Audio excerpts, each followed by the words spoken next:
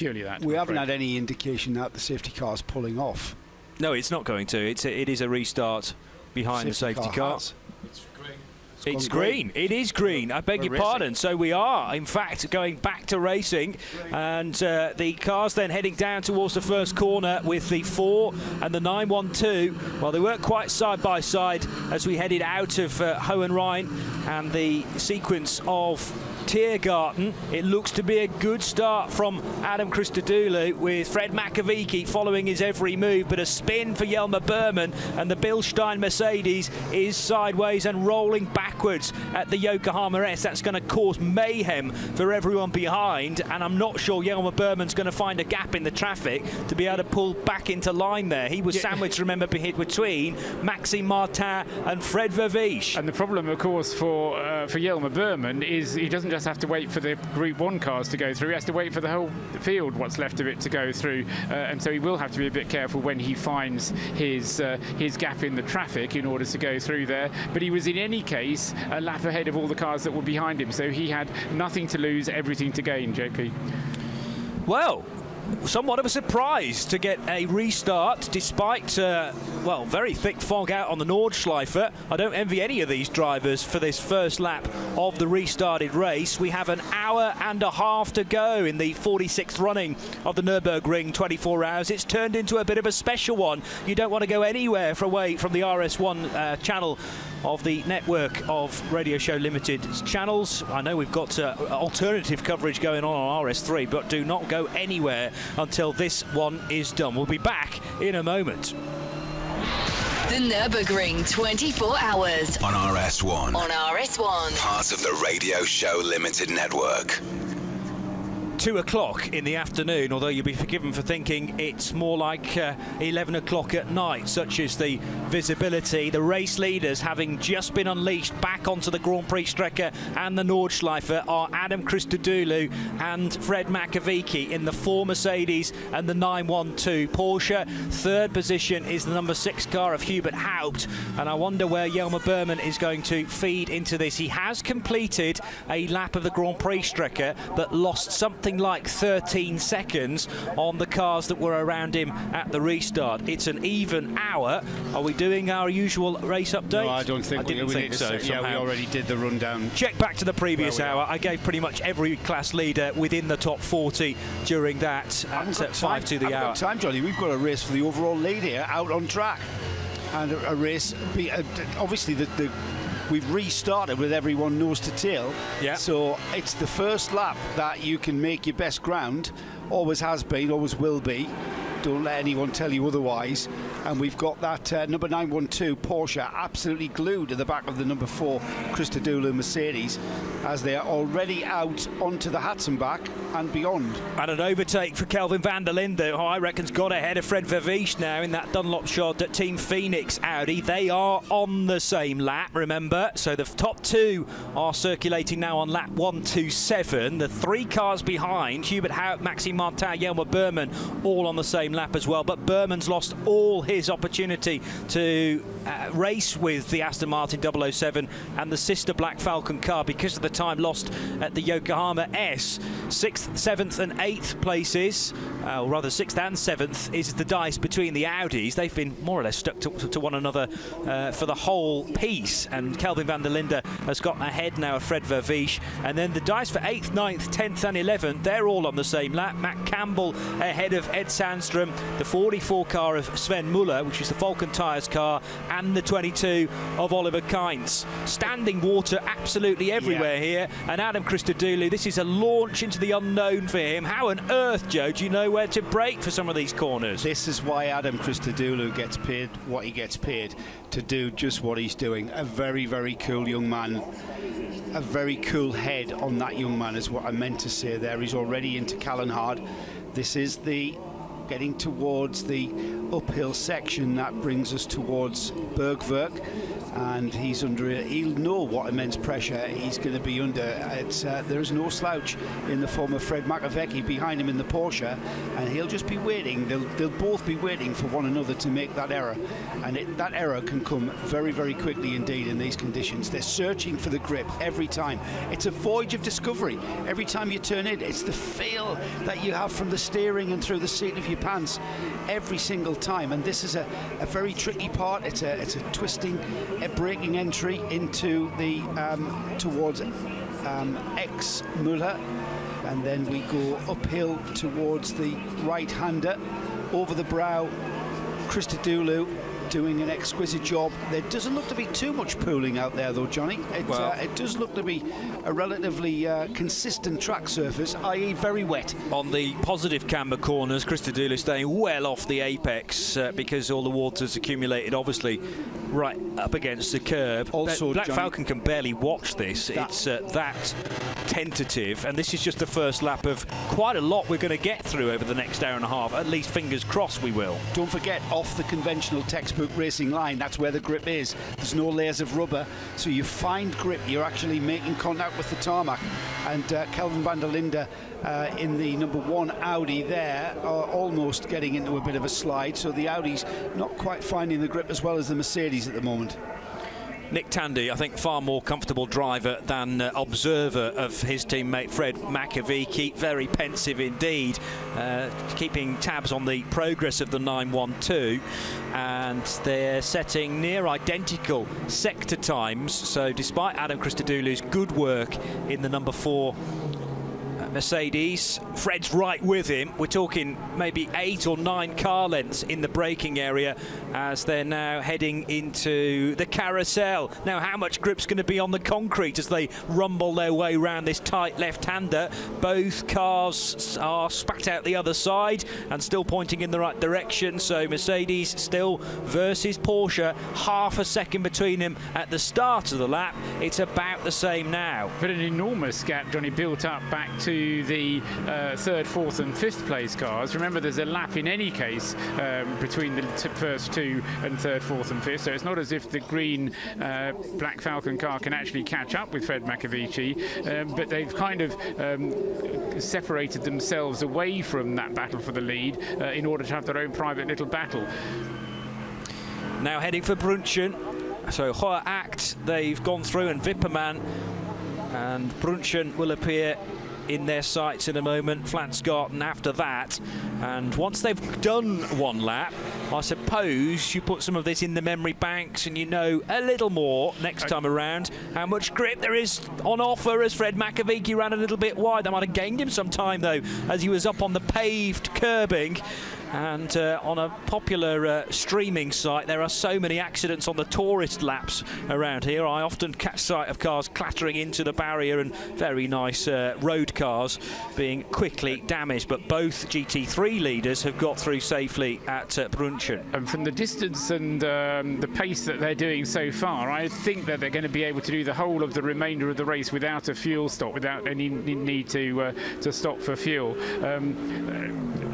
Largely extrapolating the pace that they've done so far, because as you mentioned a moment ago, Johnny, we haven't even had a lap time yet, but they're making their way already through the Stefan Belloff S up towards the Schwalbenschwanz Kleiner Carousel. Joe? At the start, Paul, it was within maybe 2.5 laps before we saw the leaders catch up the group at the rear before we start getting involved in back markers. Yeah. It's going to be a lot longer than that, I think. Well, it's not going to happen because we started, remember, with 3 different start groups at the start. So yeah, that's what I mean. Okay. Yeah, that's what I mean. We're not going to see the leaders getting involved in any back markers for at least, what, 5-6 laps? Yeah, probably. Yeah. Could well. I mean, we're only going to get a straight fight, isn't it, basically? 135. We're only going to get about 8 or 9 laps at most. and that's assuming, as I say, that we keep going at this pace. What may well happen is that further down amongst the murk, not that sort of murk, but the gloom type of murk, is that there'll be some other incident that affects some of the other cars, and that will cause us to have some safety areas, yellow flags around the rest of the track. Fred Makowiecki not close enough to Adam Christodoulou's Mercedes as they head down the Dottinger Höhe for the first time. And I'm surprised they can pick out the braking point and the turning point into Tiergarten. Very, very murky and misty on this section of the track, and now they return to the Grand Prix Strecke to put one in the book after the restarted race. So 1 lap completed. Adam Christodoulou ahead of Fred Makowiecki. One car that's gone missing on this lap is the 14 car collection Audi that didn't appear at the end of sector 3. So come on, Joe, get the tracker out to find out where car 14's gone. Very close indeed for the lead of the race now with Fred Makowiecki closed up on the brakes, and also Peter Dumbreck in the number 33 Falcon Motorsports BMW is homing in on Lucas Luhr's number 2 Gigaspeed Porsche. That would be for 15th position and is a race for position there on the same lap. Those names you've just mentioned there, Johnny, we've got the world's best GT sports car drivers out there battling it out wheel to wheel. Absolutely awesome sight. And just add in these adverse conditions, so adverse, by the way, the track has folded up on itself. Has it? Yeah, we'll try and get that back. But yeah, I mean, look at this battle at the front, look at the battles that are developing all the way down the field, and we haven't just Dumbreck, you know, that name itself, you know, world's best drivers out here. An update on what happened to Jelmer Berman at the start. I described the spin at the Yokohama S, and he is now behind Maxi Goertz in the 48 machine. Hasn't obviously lost a lap on any of those cars, so is still technically 5th behind Hubert Haupt and Maxime Martin, but the problem is he's got best part of 10 cars in front of him now to try and catch up on that battle once more. Yeah, so he's got, say, nothing to lose in the sense, because he's not going to have to be able to lose a position, I suspect. Somebody who has gained, Kelvin van der Linde in the number 1 Audi, has got himself ahead of Fred Vervies in the number 3 car. They started the other way round. Yeah, but he did that early in the lap on the run. Sorry, right. You've got lots going on, don't worry. I realise. But Kelvin van der Linde wasted no time at all in getting past Fred Vervies, and I reckon then started to stretch his legs, because van der Linde's across the line. Ed Sandstrom goes through in car number 16 as well. So Fred Vervies looks like he's lost quite a few places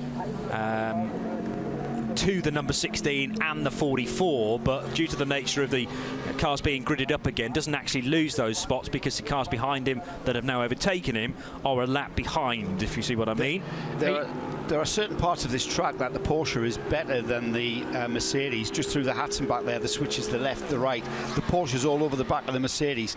It suited the Porsche much better, and he would have gone through that quick if the Mercedes hadn't been in the front. However, getting past him, completely different ball game, and he's just struggling to get that job done. Well, the typical overtake is at the end of the lap down the Dottinger Höhe, but for me the Mercedes-AMG has better straight line speed, because Adam just pulled away from Fred for the first lap completed. We'll see what happens this time, because if Mako can get right underneath the rear wing of the big Benz, might be a different story. What we don't know is how much extra rear wing they wound onto those cars during the interval period, because they'll have undoubtedly tried to put as much rear wing on as possible in order to give themselves some downforce, in order to get some grip and not worry too much about top speeds. I've changed my mind, incidentally, about being able to get to the flag without any more fuel, and because of the way the rules work, you want to leave it as late as possible for your fuel, because the fuel stop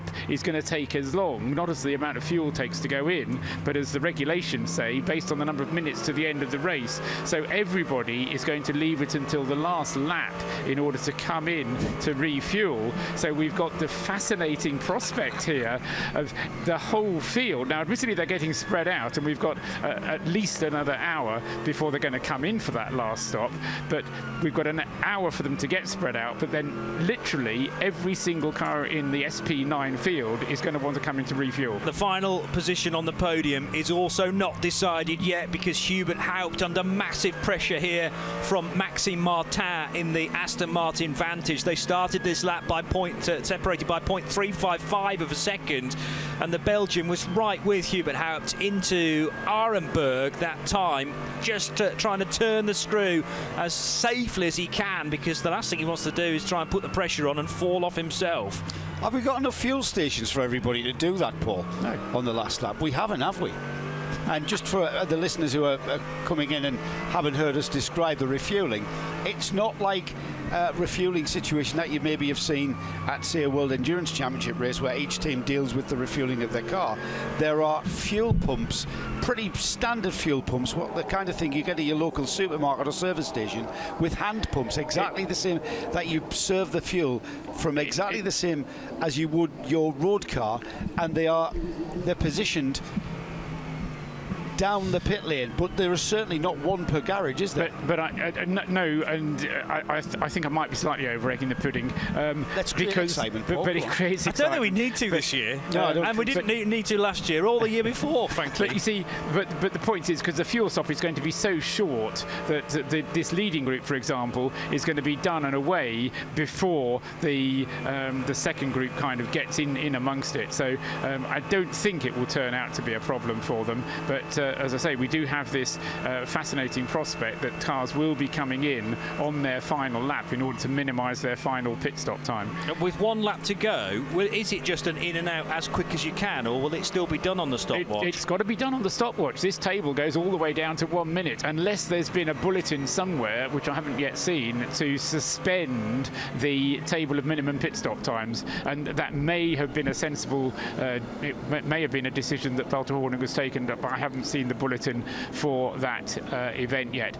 Pit stops will be around about, I would say, the 50-second mark, depending how fast they run in the next 10 laps. If you could do it as quickly as possible. No, it would be quicker than that, because all you need is a few litres. Yes. And that will only take about 10 seconds. So there is still a opportunity to, it's a code 60 or similar out on track. Yes, it is a code 60. So the number 4 Adam Christodoulou car has slowed, and Fred Makowiecki will be right behind Adam, probably almost touching him, pushing him through the code 60. It's at the carousel. Now here's the point where they hit the accelerator once again, and we know that Adam Christodoulou, more yellow flags. And there's a car up ahead that's being towed. Now, yellow flags don't necessarily mean, or don't mean a speed limit. They just mean keep an eye out, be prepared to stop. And Adam Christodoulou, I'm absolutely positive, knows his rules and regulations inside out, because he was chatting to us earlier on in the broadcast, that was yesterday, about how much of a penalty you get if you misjudge and misread a yellow flag situation. So it's interventional vehicle towing car 148? Yes, possibly? that's right, yep. Yeah, 148. You'll have to remind me which car that is, Joe. Yeah, I'm on it. And the leaders are now back up to speed as they drop through Brunchen for the second time. Car 4 versus car 912. Meanwhile, Maxime Martin has reported very slight damage to the number 007 Aston Martin after some contact at the restart of the race.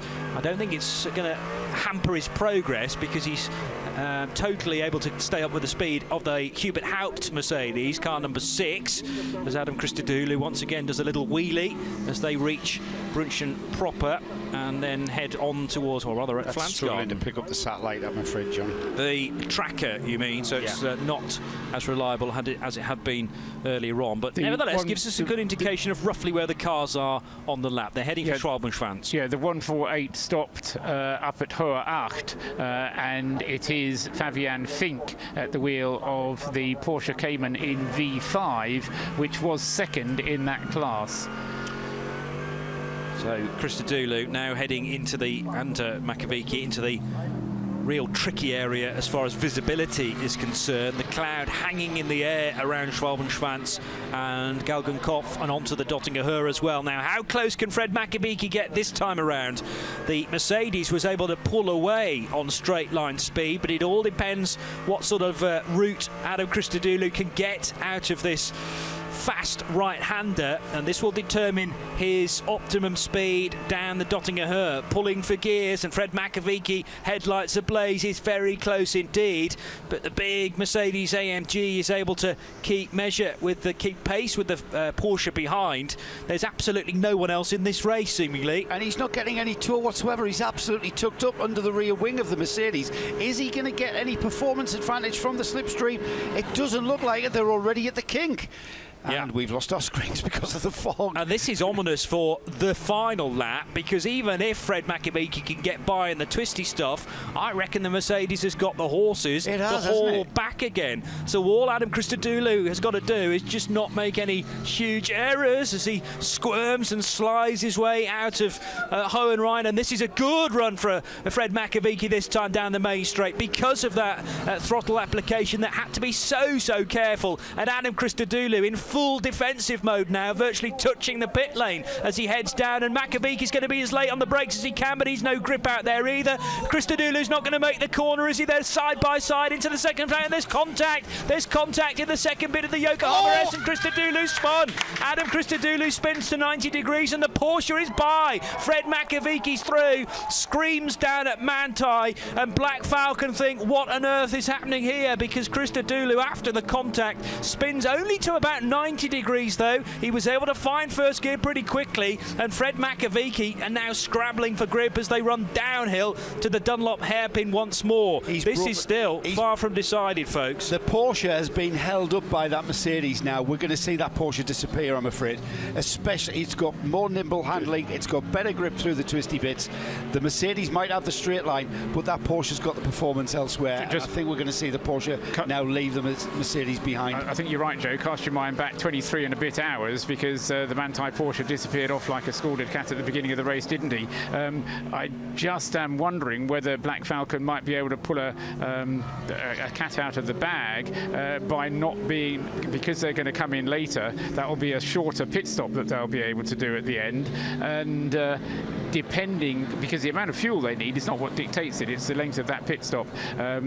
This isn't over yet, because you're going to get to that final pit stop, and the Black Falcon car, even if he's a few seconds behind, is going to have a shorter pit stop, although it won't be a huge amount of difference. Christodoulou very nearly missed the first corner. He went so far into the first bit of the Yokohama S, so it was an outside-inside touch for Fred Makowiecki. That gave him the outside line, and contact was almost unavoidable there as the two trajectories of the Porsche and the Mercedes met in the middle. Fred Makowiecki was trying to give Christodoulou some racing room, or was he, into that area? I have no doubt that that incident's going to be looked at again, although no messages on the screen just yet to confirm that. And we tend to find you get this late into an endurance race and the instruction is to let them race. 0.286 of a second now between Hubert Haupt and Maxime Martin. It got very close indeed as they crossed the line in third and fourth. They're a lap off the leading duo that we keep talking about, but nevertheless that could change before the flag as well. Jelmer Berman, remember, is a lap off the pace of Christodoulou and Makowiecki, but Berman's way down the order, having made a mistake or at least had contact at the first corner after the restart. And I think we've got a similar situation for third and fourth, with the Haupt number 6 Mercedes just having the legs of the Aston Martin, which has clearly got more performance when it comes to the twisty bits, being held up. And if Maxime can make that move like we saw Fred Makowiecki move, and it was a knife edge squirming and on the limit, absolute limit of adhesion on both of those cars. If we can see the Aston do that, I think we're going to see the Aston leave the Mercedes behind and clinch and claim that final podium position. Well, Christodoulou's found 4/10 on Makowiecki in the second sector, so Adam Christodoulou getting wound up here to try and close the gap again? The race started, remember, on lap 125, so we had a lap behind the safety car as a formation lap, and since then we've had 3 laps of this race. My little thumbnail calculator here says we're going to go up to lap 135 before we get to the 24 hours. So that means that we're going to end up having a race, in effect, here of 10 laps. Good luck, little 10-lap clubby. Now, no way can any of the SP9 cars do a race of 10 laps on a single tank of fuel. Even in the rain? Even in the rain, I don't think, because we would have seen it if it was going to happen in the rain that we had earlier in the race. And the problem for the 2 leaders is they can't afford to go into fuel-saving mode at any point here, because it is a tug of war between Porsche and Mercedes as these laps are steadily ticked off. Now, you said it wasn't an aggregate race. I realise that's certainly not the case in terms of time, but when the result is published later on this afternoon, it will have the 130-odd laps on the result, will it? Rather than 10, let's say. It will, and lap 124 will be of the order of a 2 hours and 10-minute lap time. Okay. So, yes, the red flag effectively timed, therefore, but it is very much like a 4 and an 8 hour race that you might get in the 24H series, as in they stop overnight, do a bit on Friday, a bit more on Saturday, and tag the 2 sections of the race together. Just the race time isn't necessarily carried through. But we completed over 100 laps in the first part. What was it, 124 as the red flag came out, or 125? It came out on 125.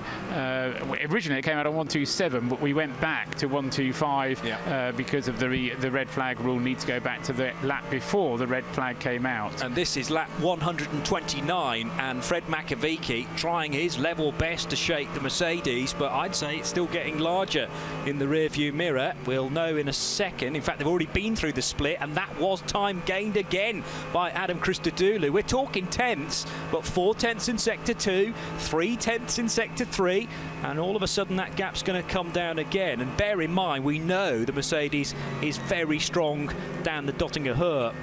So I think I agree with you, Joe, in that the Porsche's held up through areas like the Hatzenbach, but there's lots of full throttle sections of this Nordschleife circuit, and I'm impressed that Adam Christodoulou hasn't let that moment phase him.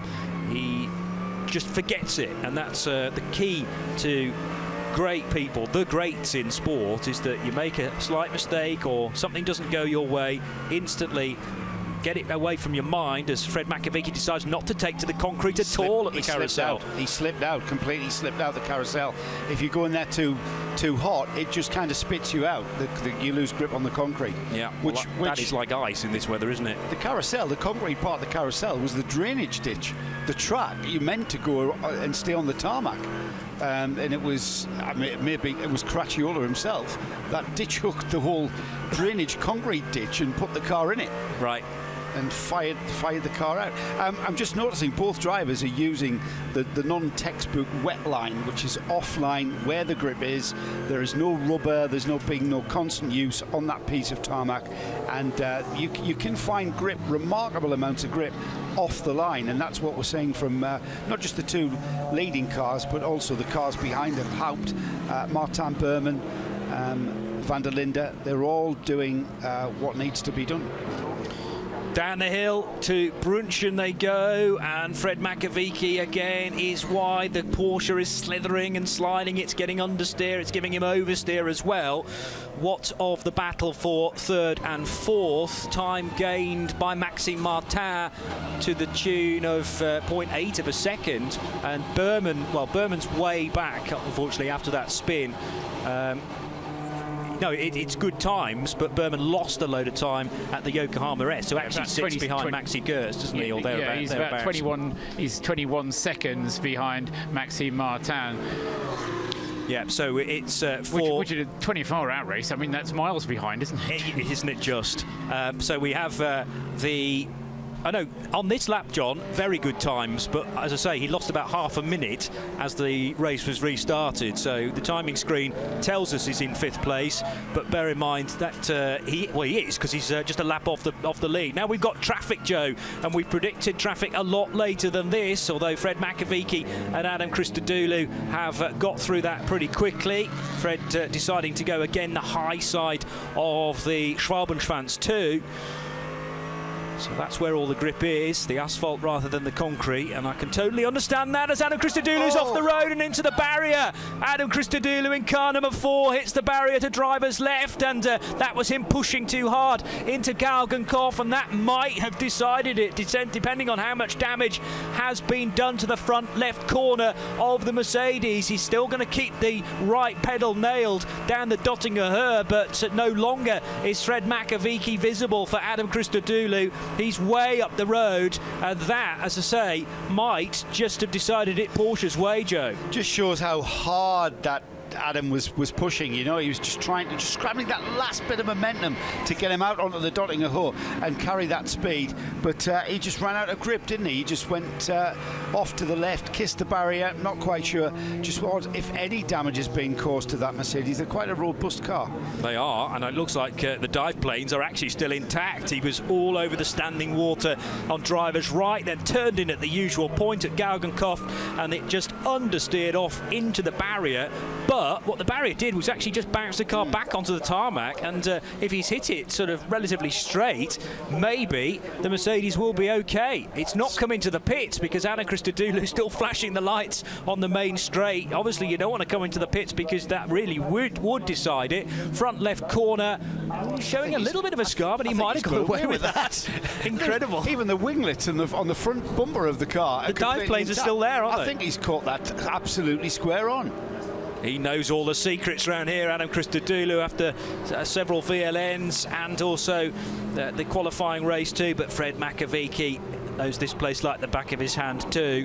I wonder how much Manthey Racing are informing Fred Makowiecki as to what's going on with the Mercedes. I suppose as little information as possible as we close in on just 1 hour to go in the 46th running of the Nürburgring 24 hours. An hour and 37 to go, and 0.4 of a second now is the gap between the two cars, and Jelmer Berman is slowly catching up with the guys in 3rd and 4th. I beg your pardon, John, I'd misread that. Yeah, well, it was a lap time from Jelmer Berman, which took a 20-second deficit, and on that lap he pulled 19 of them back. So he's just practically onto the tail there of Maxime Martin. So he'll be very much the meat in the sandwich now between the two Black Falcon cars. So what's going away from Black Falcon for the overall lead might be coming back to them for the remainder of the podium, the way this is going at the moment, Johnny. It's RS1, part of the Radio Show Limited network of channels in sound and vision, perfectly synchronised at www.radiolemans.com. 60 minutes to go here at the Nürburgring.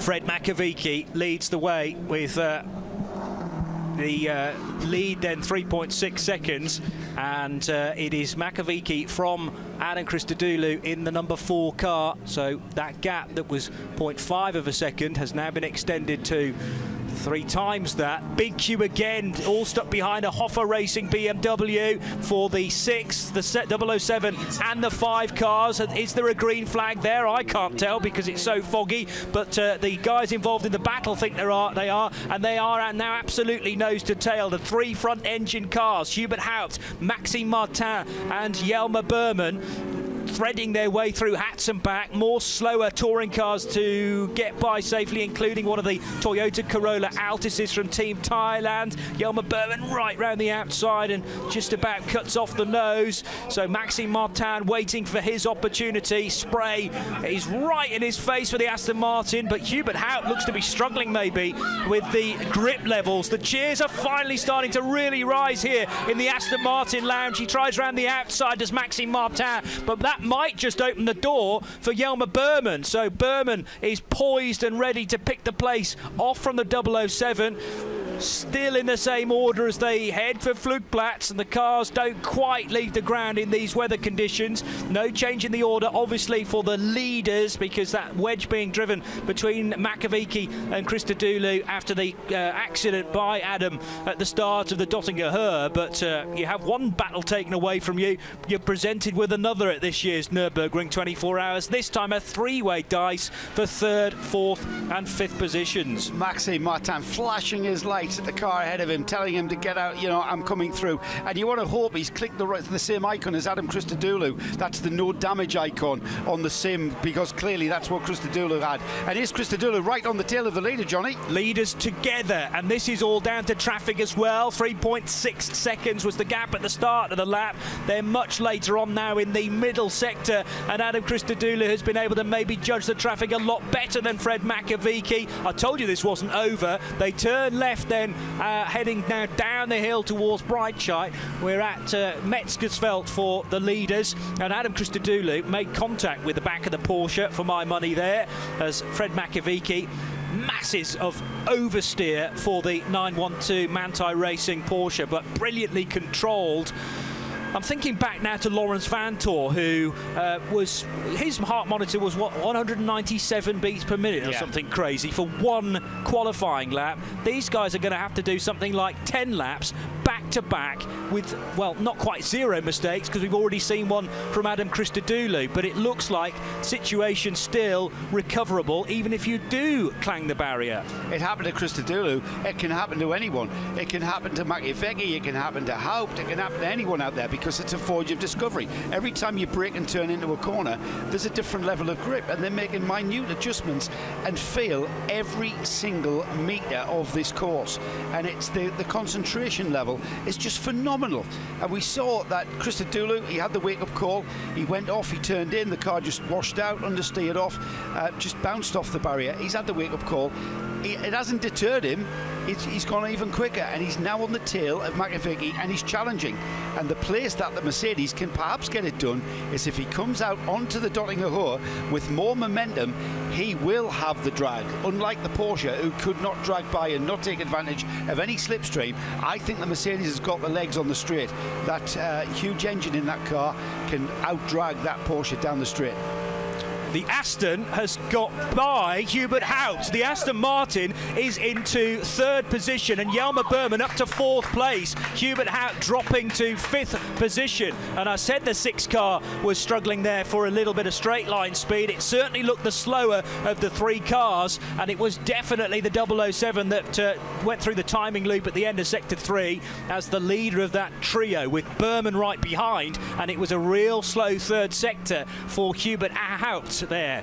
So up the hill towards the carousel go the race leaders, and once more the Porsche starting to stretch its legs, hitting the concrete with a touring car up ahead that they'll have to get by probably after the carousel. And sensibly, the driver of that car indicating to the right, might be a Porsche Cayman actually, difficult to tell in the gloom. No, it is, it's an Opel Astra, and both cars able to get by. This is where he needs to make up the ground, though. Horacht, Wipperman, Brunchen. Tricky, though. The Porsche's a lot better handling, it seems, in these conditions, and that's where he needs to close the gap so that he's in a good position when they go through the Schwalbenschwanz section. That's where the Mercedes needs to get onto the tail of the Porsche. He needs to be right there for when they get out onto that long straight of the Dottinger-Her. He's doing it, though, and the Porsche slightly held up there from back markers. The same can happen to Christodoulou. They're heading now into the Brunchen area. They've gone through Wipperman into Brunchen now. They've got cars ahead of them. And at the moment, Paul is predicting a lap distance of 135 laps with a predicted pit stop on 133 as a latest. So that's going to be a 2-lap dash, in fact, to the finish. Well, I've kind of made that my prediction, because I don't think anybody's going to want to take the risk of running out of fuel. This is where you're caught between a rock and a hard place. Throw the dice. You don't know how much fuel you're using in this kind of conditions. You've got no data to go on. All you do know is you've got the tank absolutely brimmed. So this is what I'm thinking it's going to do. Of course, if we have any more slow zones, that will slow the pace. But I think if we slow the pace, all it will do is just make a 135 lap race take a little bit longer to get to, because they put the checkered flag out at 24 hours, and then you just go past it whenever you go past it. Aston Martin 007 now running third, Jelmer Berman's fourth, and Hubert Haupt nowhere seemingly. I'm not sure where the number 6 car has gone, because the two Black Falcon Mercedes are certainly not together, and as they head through the right-hander, the number 6 car massively delayed in the lengthy sector 4. Bear in mind that the number 6 car, the green Black Falcon car, is the customer Black Falcon car, whereas the 4 and the 5 are the works Black Falcon cars. Yes, but this looks like a very slow sector for car number 6. I hope it's not in a barrier somewhere. The track is still up the spout, Joe, to try and check on that. Maybe. Yeah, it is. It's not playing. That's probably because so many people are trying to use it right now. I think also it can't see the satellite very well because of the cloud. Because of the weather conditions, as Adam Christodoulou goes 3 abreast down the Dottinger-Her. No time to lose there. And there were touring cars, lapping touring cars, and he used the far left lane. Thankfully, we didn't have a situation that Dries van Tor found himself in the Audi many, many hours ago. There's also an intervention vehicle on the Dottinger-Her, which is virtually stopped. And how much warning does Adam Christodoulou have of that? Very, very little, because of the spray being thrown in his face from Fred Makowiecki, who's going to go around the outside now of a BMW M4 into the braking area at Tiergarten, and just about gets the car pointing in the right direction at Hohenrhein to then fire off the Nordschleife and back onto the Grand Prix Strecke. And yes, it was a 4:05 sector 4 time, so compared to cars 7 and 5, the number 6 car lost about 20 seconds in that sector 4 area. So we're down to just the 2 cars fighting for 3rd and 4th, I would say. Jelmer Berman with a far greater chance of getting ahead of the 007 Aston Martin. Down the hill towards the left and right swoops of the Grand Prix Strecke, and yet more traffic. The 153 BMW now to be lapped by Adam Christodoulou, so he chooses the high line. Again, there's a bit more grip out there, as Joe said earlier on, less rubber, and the rainwater, well, rain's still coming down at a fair rate of knots, but it's mainly accumulating on the inside of these positive camber bends. That's the reason why Fred and Adam are using lanes 2 or even lane 3 around the Dunlop hairpin. Well off the curbs, well off the white line. You've got to be so careful braking for turn number 1 as well, because of the blend line that sits right in the middle of the track and is like a thin slither of ice up towards the left and right. And then onto the Advan curve, Vidal chicane next, and then back out onto the Nordschleife, and goodness knows what they're going to encounter this time. So 130 laps done. This is lap 131, and at the moment Paul reckons a 135 lap distance. The tension in that Black Falcon garage is something you can put a knife through, isn't it? It's so tense in there. We've just seen Dirk Muller looking on, and I'm not sure the Mercedes has the legs of this Porsche, and it's purely down to how that Porsche's handling in the wet here. We saw it close up. I think that's probably because of the issues that we're seeing. The reason why we're seeing the gap ebb and flow, I think, Johnny, is because of traffic, how you deal with traffic, and certainly there are parts of this circuit that you just cannot get by unless the slow traffic moves out of your way, and that's not always the case. Well, the difficulty is if Fred Makowiecki finds a slower car and it's right on the racing line, he can't get through. So the time's being soaked up by the Porsche. That enables Adam Christodoulou to close in, and then of course when Fred Makowiecki finally finds the gap, Adam can just follow him through. So that's why the previous lap was a bit yin and yang. Question is, can Fred Makowiecki get sufficiently far enough in front of the Mercedes when that doesn't become a scenario? The Hubert Haupt Mercedes is still going, Johnny, but as you said, a much slower lap that time, dropped 20 seconds, 25 seconds back from the group, or the Aston Martin and the Bilstein Black Falcon car that it was chasing. Meanwhile, Maxime Martin has 2.6 seconds of breathing space between himself and the Mercedes. So we've got Porsche, Mercedes, Aston Martin first, second and third, and there we've, in terms of time, still another 48 minutes to go, and in terms of number of laps to go, I reckon that we're going to be having pit stops, not at the end of this lap but at the end of lap 133, so 2 laps to go at the end of this lap that we're on at the moment before they can well, they can come in for the pits whenever they want to, but I think is kind of causing your own problem if you come in too early, because you'll just end up being at the back of the group that you've just tried so hard to get past. I'd say track conditions are probably worse than when we restarted this race. The rain has not let up at all, and we're actually seeing a wetter track surface. I've said this before, it's every time we venture out onto the Nordschleife, it's a different track surface than the previous lap. It's very, very wet indeed on all parts of this track now. I mean, the rain is torrential. Yeah, I mean, I think people have said that the track surface, because it's been renewed and people have got used to it, I think the good news is that there's far less traffic about, and because we started one big start group, although there is traffic from time to time, you don't come across it quite as much, and we've had a lot of retirements in this race, down I would say into the number 90s or so cars remaining in the race now, with a lot of them not playing any further part in proceedings. Kelvin van der Linde having got by Fred Vervies early on in after the restart. Now just a question of him staying ahead of the number 3 car to secure 6th position. He's not going to get any better than that, although depending on what Hubert Haupt does in the 6th car, I might change that story, but he's going to have to lose best part of 8 minutes, or 10 minutes rather, at this time, and 20 seconds on one lap. It's going to need several laps like that to bring the number 1 car close enough. Yes, I think for a lot of teams now, it's just going to be what you would normally expect for the end of a 24-hour race. You know, just take it easy, stroke it home to the finish. The problem is that that's not the story for everybody, and then you can suddenly get these eek moments as the fast cars come up behind the slower ones.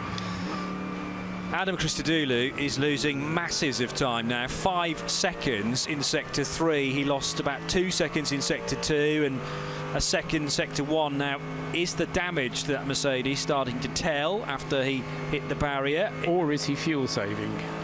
Or is he fuel saving? Interesting. He has seemed to slacken the pace. Now, whether that was the track, you know, I can visibly see the track conditions are worsening. Is it that? Is it? I think. Engine note in the background. Yeah. And it might be worth listening to this actually to see whether he's short shifting. I think he's short shifting. Let's have a listen.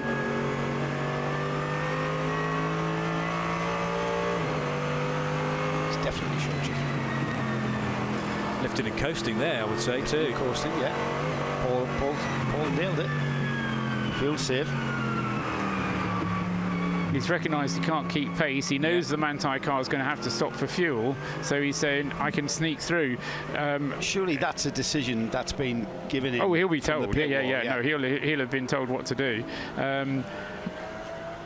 But of course, when he knows what Christodoulou is doing, Fred Makowiecki is not stupid. Manthey will tell him, and they will slacken back their pace as well. Maybe we only get to 134 laps in the end, but if they're both prepared to slacken the pace by a similar amount, then they both may be able to get to the flag, which of course is not what Black Falcon want Manthey to do. But it may end up being their only chance of winning if Christodoulou can't do it on pace. He has to do it on strategy. This is the beauty of this, trying to interpret what's going on.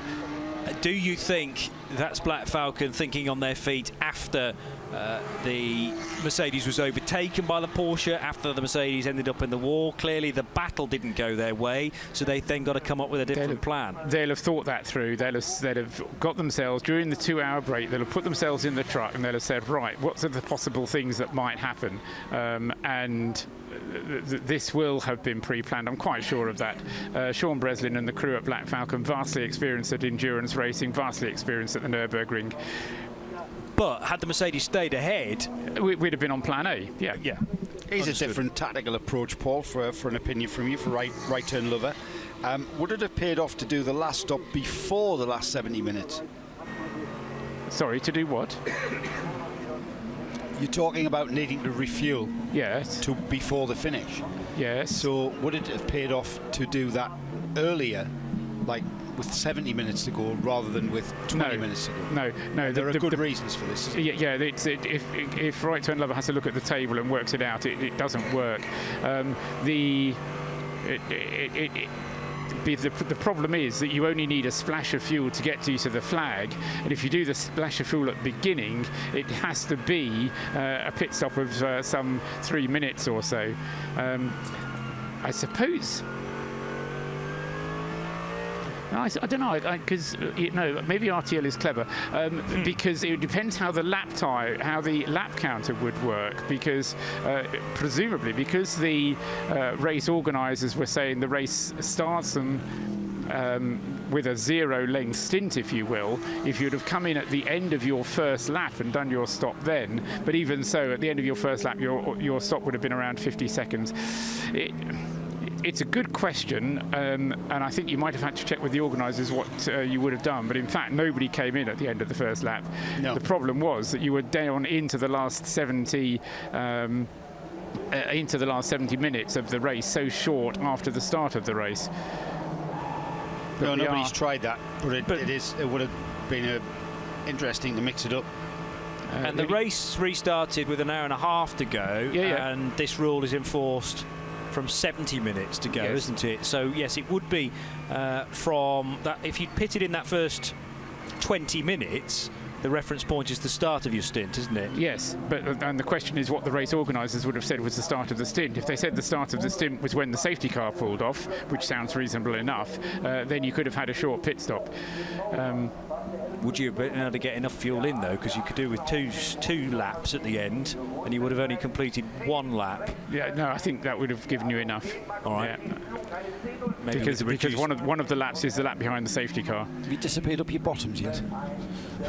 I said earlier on, I think during the night stint when Paul and I were on together, and it was just me and Paul, and I said, do you know, I really struggled with the format of this race when I first came in 2012, but I'm here now for my 4th year, and I think I understand it. I think I'm on top. And then they present this to me, and I'm back to square one again. Yeah, I really haven't got the faintest. To keep changing the goalposts. Why do they do that, Paul? I mean, the teams get a grip of it. Are they there? Do they keep changing the goalpost, so to speak, so that the teams don't get a complete handle and then start some jiggery-pokery? I think the reason for this particular change was the rather chaotic end to last year's race, although in comparison to the end of this year's race, it's perhaps not so chaotic. But what they wanted to avoid was pit stops done in the last half hour, which turned into a fumbled pit stop because there was no time constraint put on it. So the Land Motorsport pit stop, for example, last year was a bit of a fumbled pit stop, and it worked out perfectly for them, but it could have gone very wrong for them, and they didn't want to have pit stops where people were rushing around while all through the race, as you comment. I think it was you who commentated on it. It was a very relaxed, measured pit stop. They were walking around with the tyres. They knew they had enough time to do it, and then all of a sudden the last pit stop came, and it was all panic in the garage, and they wanted to avoid that. And the reason that regulation's there, Paul, is for safety reasons. Yeah, absolutely. This is a pro-am event, and we've got a lot of amateur teams there. And we've also got an event unlike any other event. We've got 4, sometimes 5 cars and teams sharing one garage, where we would normally have one car, one team. And if we had, for instance, the scenario where every single car chose to pit stop in the last 30 minutes, it would be a very dangerous situation. So that's why the regulation's there. That's why they've tweaked the regulation, and the regulations are there to ensure that we can do this under as safe as possible a condition as possible. Yeah, and take a breath from me, but by the way, because Adam Christodoulou had another squirm and a slide, despite him being in what we think is some sort of fuel-saving mode. Sorry, Paul. It may be that he's not quite on the right tyres for the job. Who knows?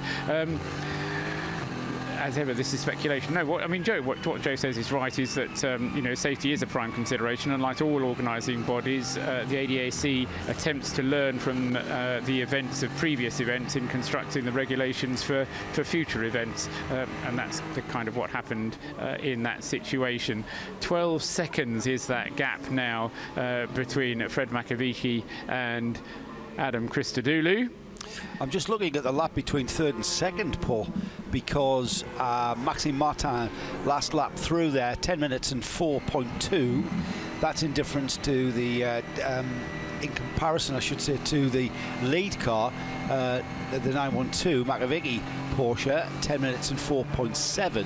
However, the second place Christodoulou car, fuel saving or whatever, 10 minutes 16.1. So we've got the third place car is indeed catching the second place car. Not sure of the gap last time through.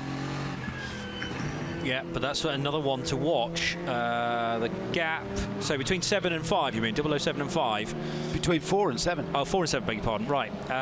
Yeah, so that situation may well have a change with the 007 getting ahead of the 4, but it wouldn't change anything on the timing screen, because Maxime Martin a lap behind, remember, the leading duo. But Jelmer Berman starting to just turn up the wick a little bit. He's definitely gaining on this lap on Maxime Martin, because he was 7/10 of a second quicker on the Grand Prix Strecke, 6/10 through Sector 2, as one of the GT Tyres Lamborghini Super Trofeo Hurricanes makes a stop. So this is to do a driver change and a bit more of a splash and dash, I suppose, but the guys down there looking rather casual as they do so, making sure the car gets to the finish. That was car either 63 or 69. 69 displayed as in the pit lane at the moment, so that would tally. So 007 Aston Martin due through Sector 3, well, after the leading duo, and we'll get the gap that time as the 007 and the 5 come through to see whether it's closed or opened up at all. Hubert Haupt still in 5th place, looking likely to finish there. Kelvin van der Linde is a minute clear now of Fred Vervies, and that's just about the best that the number 1 car can do from Lant Motorsport. And all those concerns raised by Audi at the start of the race about possible lack of speed, and they had 10 kilos, remember, removed from the weight of their cars. Well, looking like a 6th place finish, just about the best for Audi this year, and it was an R8 that won 12 months ago. Remember, Porsche have had to wait since 2011 to win this great race. 2 years ago was the last Mercedes win, and Adam Christodoulou was part of that lineup. 12.3 seconds is the gap, though. And what is the game plan for the 4? Is it fuel save mode, and will the Manthey Racing Porsche therefore react to that and start to ease off too? I'm sure Manthey would much prefer a decent gap before they do that. It might even be closer to 15 seconds at the end of this. 2 seconds gained, 3, 4, 5. It's probably a further 5 seconds, might be closer to 17 or 18 seconds as a lead margin for Fred Makowiecki over Adam Christodoulou this time around. Oh, a big chunk of time gained through Sector 3 by Jelmer Berman on Maxime Martin that time then.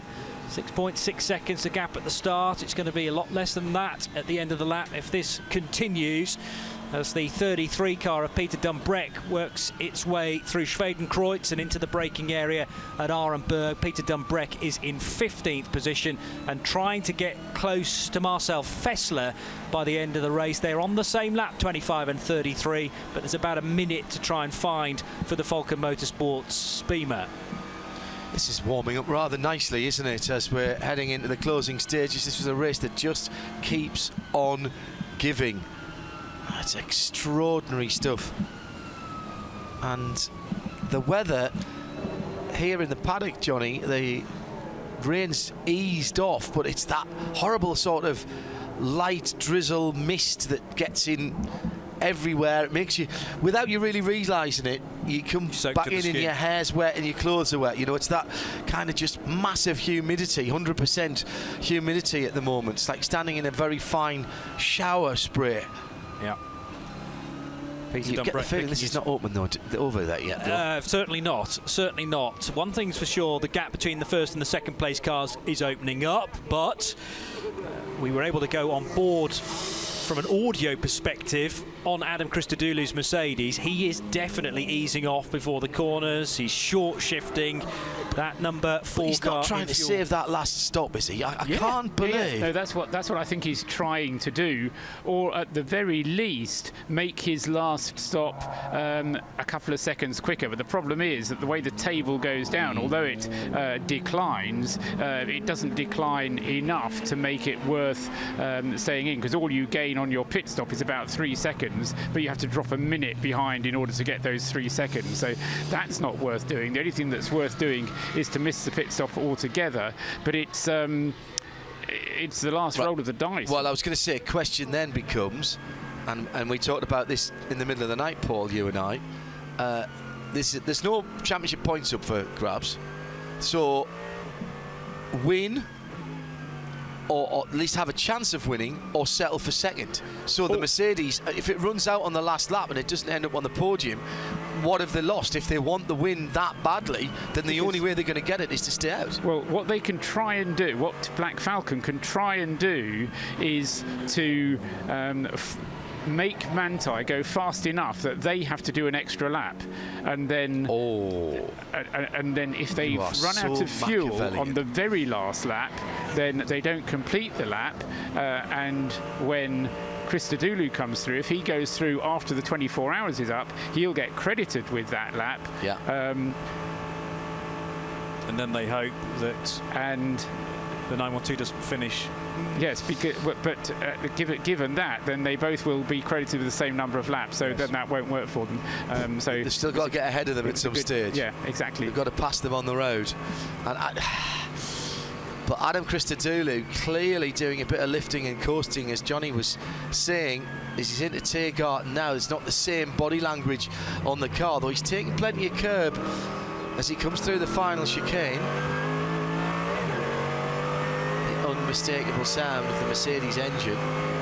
Crosses the line now. Let's have a listen as he goes down to turn 1. Now, in the Porsche pit, Tandy, spare one. Spare one what? Nick Tandy has got something in his hand. He is the spare one. He is the spare one, yes. Joe Bradley's just said. Meantime, Fred Makowiecki, then through and starting into the lap in the green and yellow Porsche. And this, is this the car that had the puncture right at the start? Yeah. Yeah. Yeah, had to come in through the back entrance. Had to come in through the back entrance of the pit lane. You could say that Manthey's making a speciality of that, because he's won the race from the back of the pit lane before. As predicted, by the way. I told you Jelmer Berman was taking chunks out of Maxime Martin. Well, the gap as they crossed the line, 0.4 of a second. Yeah. So there were gains pretty much through all of the sectors. The long sector that took Maxime 3 minutes 46 only took Jelmer Berman 3:42. But there's fuel in that one as well. You are listening to RS1, part of the Radio Show Limited network of channels. Don't forget, as we head into the last half an hour or so, get in touch. RSL_studio. The last half an hour perfectly synchronized at www.radiolemans.com, and we'll be back with more from the Aston Martin Lounge as spinner out on the circuit is the Privateer Manthey Porsche, facing right across the road, and Kelvin van der Linde, as he came through onto the Dottinger had to run a little bit wide, so that was at Gallenkopf. So last half an hour of the race comes next, live on RS1. The Nürburgring 24 hours. On RS1. On RS1. Part of the Radio Show Limited network. Can we just say woo and indeed who? This has been an absolute... off at 8:30. Now, this was one of the leading runners. This is the light blue Hyundai i30N. Was 4th position. It spun off in the... it's in the 50s as well, 53rd. Turn 1. You missed there, Johnny. You go off a long, long way. There's just simply no grip at all offline now. We've seen a few people misjudge their braking and end up in the kitty litter.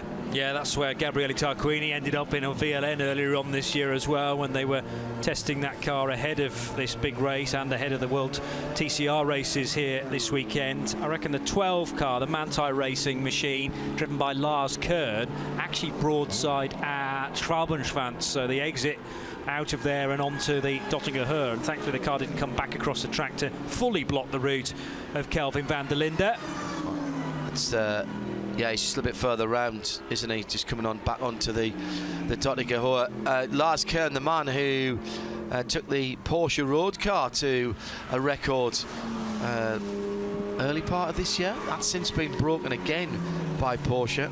Side by side for third position, and Jelmer Berman gets a place just before Schwedenkreuz round the outside. He got the better run through Flugplatz, and the yellow and blue Bilstein car takes third position away from Maxime Martin. Down into the foxhole with traffic ahead. Now Maxime didn't seem to fight that too much, so is there a certain amount of fuel saving going on there as well? No flags at the side of the circuit. No reason for Maxi to slow down. He didn't fight that at all. He did not fight that at all. Didn't look like it. No, he didn't, and I reckon that if refuelling is going to happen, it could start happening at the end of this lap, and otherwise we've got one more lap to go. Whilst I said it was a 135 lap race, that's only for the race leaders, of course. Yes. That means it'll be a 134 lap race for the three cars that are all one lap behind the two black Falcon Mercedes and the Aston Martin. Christodoulou's gone through to start another lap, so that means Fred Macro must have as well. 21.5 seconds between the Porsche leading and the Mercedes in second place. Still very slippery out there, and Adam, who has survived impact with the barrier, is still chasing on. Meantime, the 235 BMW has a right front that is not within the normal bounds of toe-in. At that point, I'm not a suspension engineer, but even I know that's not right. It's at about 45 degrees to the direction of travel, and that is 10th in the Cup class. Yeah, a class that's now led by car 256, by the way. So is that Tristan Vidas at the wheel of the 256 machine? Might be. And 244 had been leading for a long, long time, but a change of lead in Classe Cup 5. Yeah, that was, he was just going through Brunchen and heading towards the ice curve post 165. There is movement in the Black Falcon pits. Now, for which of the Black Falcon cars? Or both? Or all three? In any case, you move. If I say this is the lap that you're going to come into the pits, regardless of what I say, sorry, I didn't mean that in any way arrogantly, but the team is going to be moving when they see the TV camera coming in. They'll say, right, laps, make it look like we're coming in. Let Manthey know what's going on. Okay. Yeah, reasonable.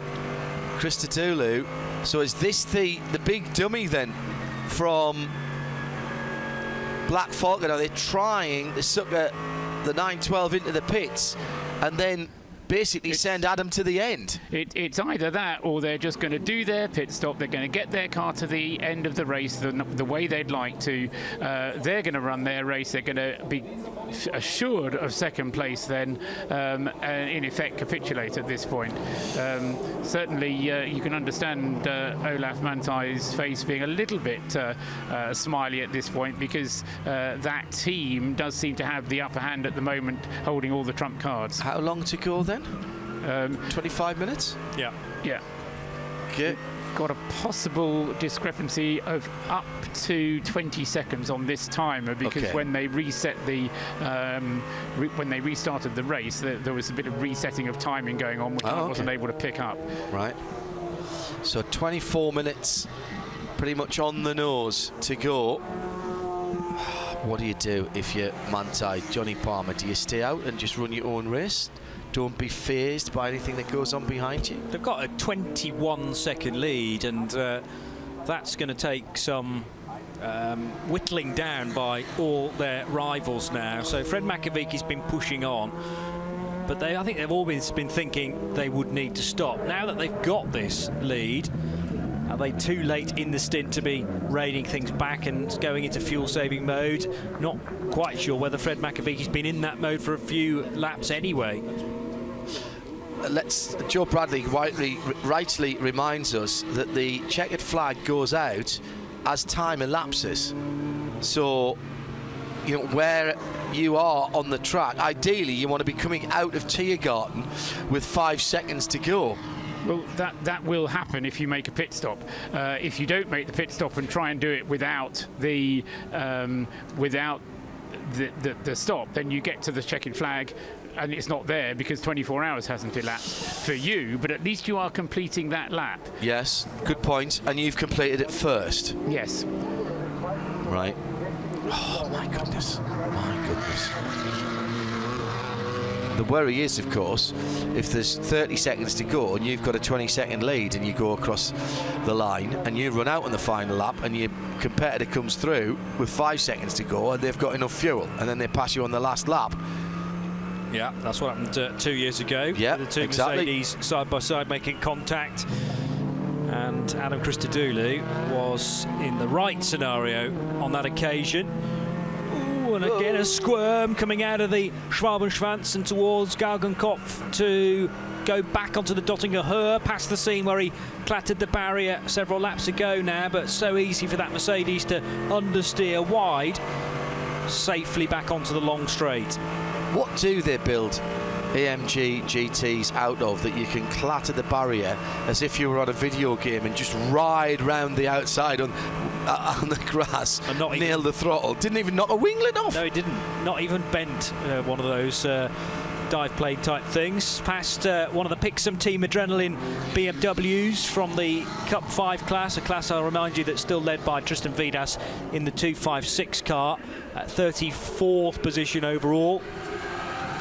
And over the line goes the Porsche, driven by Fred Makowiecki. That's 1:33 laps done, and no pit stop yet from Manthey. So 2 to go, including this one, Paul, for the race leader. That's what the calculation is saying, but he will have to come in at the end of this one.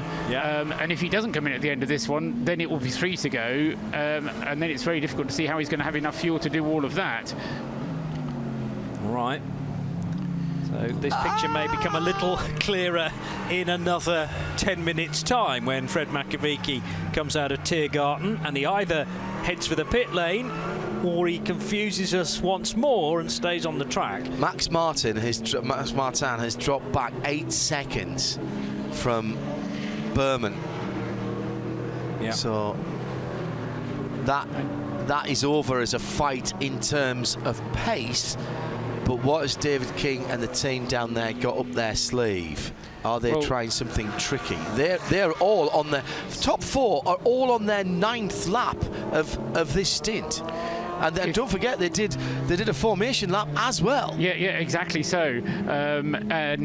Yes, the pace has been a little bit low, but even so, but they were allowed to fill the car up to the maximum Good point. fuel capacity rather than the maximum refueling amount. The Aston Martin has, yes, it has now been through, hasn't it? That's at the end of its lap, so it is going to go on to another one. So let me just recalculate the pit stop times. And the Aston Martin's 8 seconds that it gave up on that lap to Jelmer Berman are the 8 seconds that it trails a step on the overall podium. Still leading SP3G and 4th position overall. I have a suspicion if at the start of the race we'd offered these guys that, they might have taken it. Yeah, but having been so close, having been second at times, having been running consistently in 3rd as well, you tease a team with an overall podium and then they might lose out on it at the death. That feels like you really have lost a great opportunity. It's not done yet though, because our Aston Martin, as you say, on a bit of a clever strategy here. 8 seconds is a lot to lose on one lap. And it was we know that car's got the pace. That's the interesting thing. Let's not forget everybody that traffic might play a part, but also just getting round the Nordschleife in these conditions is a challenge in itself, Johnny, and a challenge that, you know, the last thing that you want from any of these drivers is to think, right, okay, we're going to settle for what I put a wheel off. Yeah. And I'm in the barrier. Or, you know, speak to Nick Tandy, everything's going fine, and then you drive in the back of a BMW, and all of a sudden you're both doing 360-degree spins out of nowhere. Thankfully, the cars ended up pointing in the right direction, and I was amazed that Nick Tandy lost about a second and a half in that spin. The Manthey guys changed the nose of the 912 during the break because it hasn't got any tape on it anymore. They can have changed what they want. Just to draw attention to the fact that the Lant Motorsports Audi has made its splash and dash pit stop at this point. It, in any case, actually that could lose it the position to the number 3 car, Fred Vervisch in the Phoenix car, because if Fred Vervisch can go round on another lap and get to the pit in, then he will be in a position to go past the number 1 Lant car. So possibility there that the Phoenix car is going to be able to overtake the Lant Audi in the battle between these cars, which has been raging throughout the race. These two, 3 and 1, have never been very far apart, but certainly that pit stop for Lant hands the advantage to Phoenix. The number 4 crew are in the pit lane with the lollipop out, I'm being told, by Well Irish Kev. Meanwhile, Adam Christodoulou getting very close indeed to his teammate, the sister car at Black Falcon, the number 5 Jelmer Berman car. So the Bilstein machine just up the road. That must mean that Adam Christodoulou has already put a lap on the Aston Martin car 007, and down the hill towards Breitscheid they go again, past 256, which is the Class 5 leader. Tristan Vidas, the Estonian driver, doing a cracking job there to stay in front of what was a very busy group of cars at the start of the race. But Adam Christodoulou caught on the wrong side of one of said Cup 5 cars there, couldn't apply the accelerator quite as early as he wanted to, and have had an hour forced. But at least no contact made. Still, can't really judge the mood down at Black Falcon.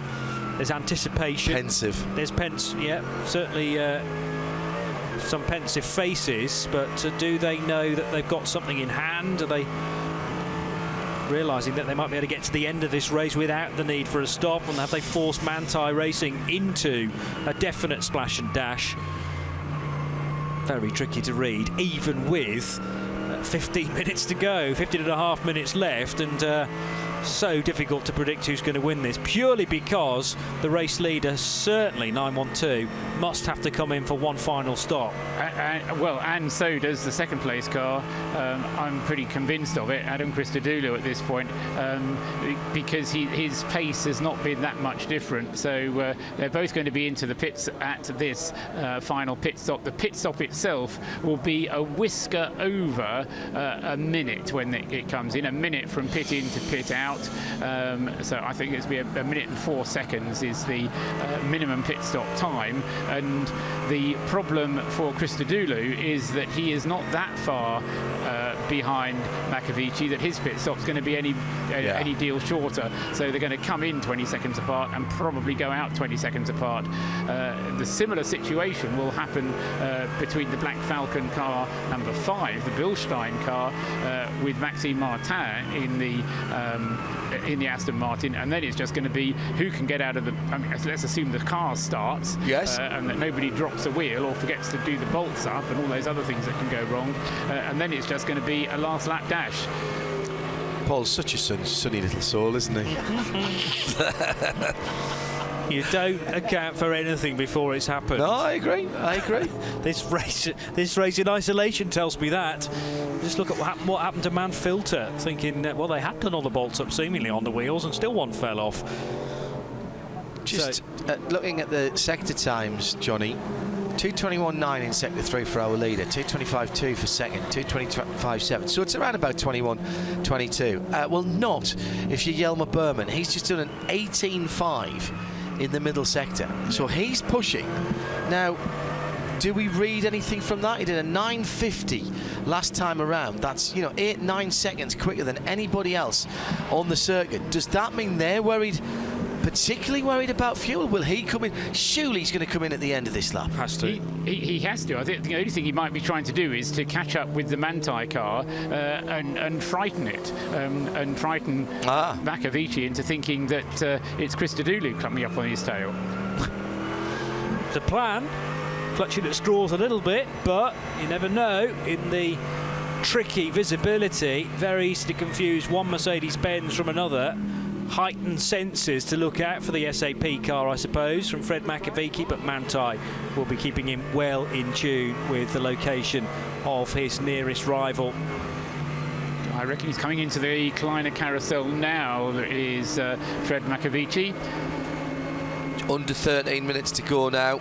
So inevitably, when they come through at the completion of this lap, it will be the start of the final lap. And if anybody doesn't have enough fuel to do the final lap, then they just have to dive in at the end of this lap and get what fuel is left. 22.1 seconds the margin at the start of this lap between the two leaders. It's been eked out even more now by Fred Mako, who was 4 seconds quicker than the Mercedes in sector 3. If the 912 doesn't stop and the Mercedes number 4 does, then the Mercedes has got no worries. But Fred possibly has. I don't see. I think they all have to stop. It's absolutely. It is actually now basically capitulation from all. They've settled into their positions, and although they're all trying desperately hard, there's nothing they can do. There's nothing they can do that's clever. There's no strategic you can play. You've just got to be fast and do the job properly. Leader is in the pit lane. There is one other card, of course. There's 11 minutes and 24 seconds to go. 11 minutes and 24 seconds before the checkered flag comes out. If Christodoulou goes through and slows down, can he be the first man to the line without this car, the 912 car, catching him? If he does a slow last lap. Christodoulou's in. So is he? No. But it was an interesting theory for a few seconds. I just don't think, even at the reduced pace, they would have been able to eke out an extra lap somehow. So these are timed stops, remember, minimum pit stop times, and Black Falcon will be having their cars very close to one another indeed, the 4 and the 5. Can't make a mistake on the time here, Johnny. Can't. 53 seconds should be the time for the 912 car. He's out. Be gone. He's out. He was 7 seconds over, and the Black Falcon car number 4, Adam Christodoulou, will be out in 4. He's got another 10 seconds to wait. Third and fourth are in as well, by the way, and at a 15th call at 16 seconds, so 8 seconds lost by the Aston on both of the last 2 laps in its chase for a podium position. Make no mistakes here on the 4, guys, but you can't afford to leave it short here. They've put in 28.5 litres. And that stop for Christodoulou is comfortably longer than it needed to have been. So, again, I think Black Falcon have accepted the fact that Manthey's beaten them. They'd rather get to this flag securely, safely. I mean, Adam's going to go give it everything he's got on this final lap. And it is the final lap, Paul, because we're now under or on 9.5 minutes. Yeah. And in these conditions, 9.5 minutes for a lap is would be extraordinary. Oh, Fred left the pit lane with a lap time in hand, but he can easily elongate it to be about 20 seconds longer than necessary and force the checkered flag as he comes out of Tiergarten. I don't think it matters, because I don't think Christodoulou can reach the line before the checkered flag goes out. So even if the Porsche goes round and doesn't get the checkered flag, all that'll happen is he'll get one more lap, he'll do it, and he'll finish the lap up on the field. You know, out laps have usually been around about 11 minutes and over 11 minutes. So well, that's because it includes part of the pit stop. Yes. That's so from what we're pit going in. to see, and he had about, when he came out, he had right on about 10 minutes and 15 It was about seconds. 10 and a half minutes, Yeah. and I'm just looking at Mako's last lap, and it was 10 minutes pretty much on. So he's going to have to lose about 30 seconds here. It's close, though. Well, he doesn't, because he can go through and do another lap. He could do another lap. Because he's and got fuel on board now. That's not true. the worry. So do they now want to win with a lap on the field? That's the question. Yeah. And how hard do you tell Mako to push to make that happen? It's a great story. We came in early. We had a puncture. We've won. Is it a better story that we've won and no one else was on the lead lap? Yeah, We have obviously. dominated. Yeah, absolutely. And those that witnessed every single bit of the race will know they didn't dominate, but it looks great on a press release, doesn't it? Yeah, I've done that a few times as well. The painting on the asphalt. BMW Roundel. Yes. Which I thought was a car On the park. Hatson back, and the car going wide off it. I keep thinking that Fred's going to hit a car there, but it's just paint. Olaf Manthey, Dr. Frank Stefan Walliser, the curly-haired, bespectacled head of the Porsche GT programme. The decisive moment of the race a few, well, what, about an hour ago now? A bit of bumping and barging at turn 2 at the Yokohama S's, and the Porsche went through into the lead, a lead that Johnny's not relinquished since then. Adam Christodoulou trying to hold on to the lead by driving off the track and heading straight to the apex. Yeah, and they've made contact since this incident as well, because through traffic, the Mercedes nerfed the back of the 912 after Adam Christodoulou caught Fred Mako in slower moving saloon cars. But everything that Adam has thrown at Fred, he's been able to react, and more specifically the Porsche has been able to react, because it's had the single lap pace and indeed the pace across the stint to just eke this gap out. Go on, Paul. Of course, the other thing which the 912 car has had, as well as that puncture and coming through the back door of the pit lane, it's also soaked up a 3-minute and 30-second penalty in the pit lane. So it is, in effect, a very dominant victory for the car, although the outcome was far, far, far from certain earlier on. I think Christodoulou has slipped behind the battle for third. I'll check that at the next point, the next checkpoint, but I'm pretty certain that he's now got the battle for third. They've unlapped themselves with those last stops. As Paul said, the AMG Team Black Falcon number 4 car was much longer than it needed to be. No, you're absolutely right. The number 4 car's pit stop was actually 1 minute 12, and he could have got away with a 1 minute dead. So an extra 10 seconds whistled away in the pit lane for no good reason other than to put it behind that battle for third place. Right. Jelmer Berman now heading towards Callenhard, and Aston Martin probably, well, what's the difference at the start of the lap? 15 seconds, about the same as it is, but as you say, the 4 now doing this likely final lap. Possibly not. You don't think It will be for him. It's his final lap. Yeah, for the number 4. The only question is how hard Fred Mako pushes, and the answer is not that hard. No. Fred Mako can do another lap in terms of fuel, so that the question for me is whether Porsche want to merely beat the opposition, or on paper at least, as far as the results are concerned, completely annihilate them and wipe the floor with them by being the only car in the lead lap. 2:35 that time for Fred Makowiecki through sector 3. Compare that to a 2:28 for Jelmer Berman. Who must be close to unlapping himself, Berman. Yeah, probably. Check on the tracker in a moment, but 7 seconds the deficit there compared to Fred Makowiecki and a hard-pushing Jelmer Berman.